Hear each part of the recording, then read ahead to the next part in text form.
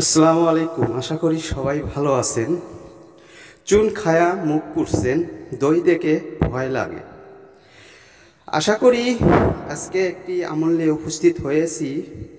সূরা ইখলাস ৫১ বার পাঠ করুন, সরষে দানার উপর পাঠ করে আগুনে নিক্ষেপ করুন। যে কোনো নারী, যে কোনো পুরুষ আপনার জন্য বাধ্য হয়ে আসবে।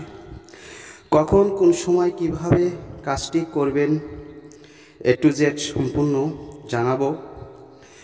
যে কোনো শনিবার বা মঙ্গলবারের দিন এক মুষ্টি সরষে দানার উপর সূরা ইখলাস পাঠ করে জ্বলন্ত আগুনে নিক্ষেপ করবেন। অন্যায়ভাবে কখনো কাজটি করলে বিপরীত ক্ষতি হলে চ্যালেঞ্জদায়ী থাকবে না। আশা করি আপনাদের মাঝে গুরুত্বপূর্ণ আমল নিয়ে উপস্থিত হয়েছি।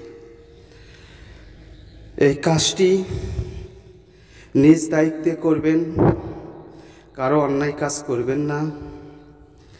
বা অনেকের বউ চলে গিয়েছে, পরকীয়া, পরপুরুষের সাথে সম্পর্ক, টাকা পয়সা, আরও বিভিন্ন সমস্যার মধ্যে রয়েছেন।